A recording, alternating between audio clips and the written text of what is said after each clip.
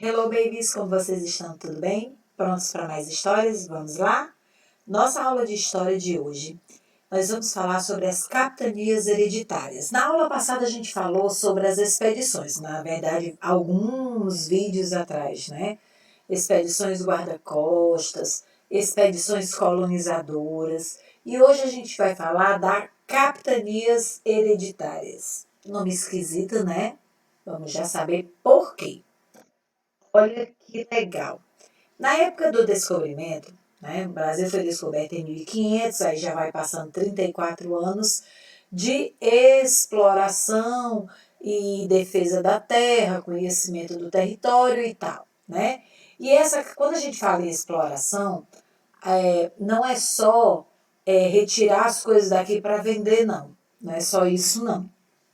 Quando a gente fala em exploração, eles procuraram conhecer o lugar, né? Digamos assim, eu entro numa selva, eu vou explorar a selva, eu vou conhecer, eu vou analisar a selva, né? Então foram isso que eles fizeram também aqui no território brasileiro. Eles quem? Os portugueses que colonizaram aqui, beleza? Aí eu coloquei, tá? Direitos e deveres, mas deixa eu explicar uma coisa primeiro. Quando eles fizeram aquele acordo com a Espanha, chamado de Tratado de Tordesilhas, essa partezinha do seu lado direito que você está olhando a tela, tá? Do seu lado direito, né? Ela pertencia ao Brasil. No caso, é o Brasil pertencente a Portugal. E do lado esquerdo da sua tela, aí, onde tem até esse quadrozinho aí, é todo o terreno brasileiro que pertenceria à Espanha. Bom, se você prestar atenção, mesmo assim meio que borradinho devido à imagem que eu tive que abrir, você está vendo várias faixas de terra, né? Então, várias linhas aí. Essas linhas são as divisões das faixas de terra. O que foi que eles fizeram? Convidaram os nobres portugueses, pessoas com dinheiro, né? Porque tinha que ter dinheiro, para poder investir nessas terras. Exatamente. Eles chamaram esses pedaços de terra de capitanias. Exato. Pois é. Os donos dessa terra, eles passaram a ser chamados de donatários ou capitão-mor. Mas eles gostavam mais de donatários.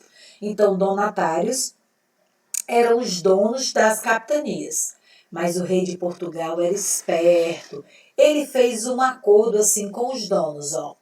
Tipo assim, eu te dou a terra, mas tem os direitos e deveres que eu vou propor, certo? Beleza. Só que essa terra doada, ela pertenceria para sempre ao donatário, ou capitão-mor. Por isso que ela também é chamada de hereditária, porque os filhos desse nobre, ele poderia herdar as terras do pai. Exatamente. Então, as terras eram passadas de pai para filho. Por isso que as terras chamadas de capitanias eram conhecidas como capitanias hereditárias, por elas serem passadas de pai para filho como herança. Hereditária vem de herança. Beleza? Show de bola? Pronto. Então, os donos dessas capitanias, que eram os donatários, eles tinham os seguintes direitos: usar o título de capitão-mor ou ser chamado de donatários, chique no último. Distribuir terras aos colonos. Entenda uma coisa, eram muito grandes pedaços de terra, tipo assim, como se eu herdasse Fortaleza inteira só para mim. Como é que eu ia dar conta? Como é que eu ia plantar, colher, explorar a selva, retirar o ouro, pedras preciosas, pau-brasil para poder vender? Como é que eu ia fazer isso sozinha? Não dava, né? Então, era de direito do donatário dele convidar colonos para morar nas terras dele e assim fazer com que a terra produza, entendeu? Pronto. Aí, essas pequenas propriedades, que de pequeno não tinha nada, certo? Essas grandes fazendas, elas eram chamadas de sesmarias.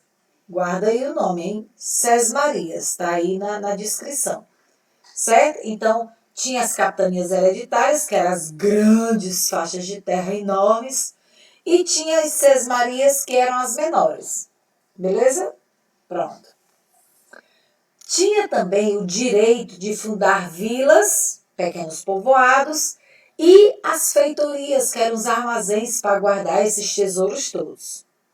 Cobrar impostos desses colonos, olha só, para poder gerar dinheiro, né? E explorar as riquezas. Ele tinha direito a explorar tudo da terra. O rei mandou carta branca. Só que agora vem os deveres. Olha o que é que os donatários tinham que fazer. Obrigatoriamente, colonizar as capitanias com seus próprios recursos. Dinheirinho dele, não com o do rei.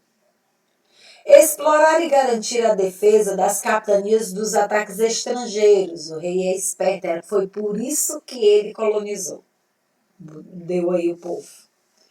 Mandar para Portugal 1/5 do pau-brasil e de todas as riquezas que eles explorassem, como uma espécie de imposto. Tire-lhe 1/5. É como se eu tivesse pego tudo que eu explorei, dividisse em 5 partes, e uma parte eu mandaria para o rei de Portugal e ficaria com 4 partes. Assim, ixi, a pequena parte eu mando para lá. Mas nem todos os donatários queriam dar essa parte. Mas tudo bem, isso a gente fala em outro momento. Então você entendeu os direitos e deveres? Se não entendeu, volta aqui e assiste de novo ou lê de novo, tá certo? Não esquece de dar o like no nosso canal para que esse vídeo possa bombar e aí eu possa ajudar mais crianças a estudar um pouco a história das capitanias, combinado? Vamos passar para mais? Aí só. Apesar de todas as dificuldades, certo? Que os donatários enfrentaram, porque eles tinham que expulsar os indígenas, que eram os nativos da terra, ou tentar socializá-los. Eles tinham que explorar uma selva que ninguém ainda não tinha explorado. Eles não tinham muitos recursos, tinham que instalar engenhos. Menina, era uma loucura. Eles tinham muita coisa para fazer. Então, muitos donatários, certo? Eles, consequentemente, gente, não tiveram muito êxodo. Eles não tiveram. Fracassaram. Mas nem todas fracassaram. Olha só que interessante. Algumas capitanias garantiram à coroa portuguesa o domínio do território brasileiro. Eles conseguiram. Graças ao trabalho desses donatários e ao tipo de solo encontrado em algumas capitanias, principalmente a de Pernambuco, olha aqui. E qual é a outra? Qual é a outra capitanias? Pernambuco, certo. São Vicente. Você encontra São Vicente aqui, que a pessoa é quase cega. Aqui, ó. Tá vendo? Ó, primeiro lote, segundo lote. Tá vendo como é grandão? Pronto. Então vamos lá. A de Pernambuco e a de São Vicente foram ficando top de linha. Top. Elas se desenvolveram mega bem. Mas por quê? O solo do Nordeste é um solo massapé, um tipo de solo. Ele é muito fértil, muito bom. E a cana-de-açúcar, ó, ficou maravilhosa. Então, ó, toma engenho de cana-de-açúcar nessa região. E essa região cresceu absurdamente na época, certo? E você vai gravar o nome aí. A capitania de São Vicente, lá de baixo, foi doada para Martim Afonso de Souza e a de cima de Pernambuco para Duarte Coelho Pereira. Grava aí esses nomes, porque geralmente cai em prova aí de história. A gente sempre pergunta, sabe por quê? É importante você saber quem foram essas pessoas. Qual a contribuição delas para o crescimento do Brasil? E veja só aí a contribuição delas. Elas pegaram essa faixa de terra que ninguém queria. Os donatários não queriam, não. Portugal era longe, muito dispendioso. O que é dispendioso? Ia gastar muito dinheiro. A viagem para Portugal gastava muito dinheiro. Então eles não queriam, não, gente. Não foi assim tão fácil fazer com que os nobres viessem e deixassem o conforto de Portugal para uma aventura em uma terra desconhecida. Então teve muitas dificuldades aí. Por isso que nem todos tiveram sorte, né? Infelizmente, sucesso. Nem todos tiveram. Mas esses dois nomes são importantes você gravar porque representam as duas terras que mais se desenvolveram naquela época. Certo? Beleza? Show de bola?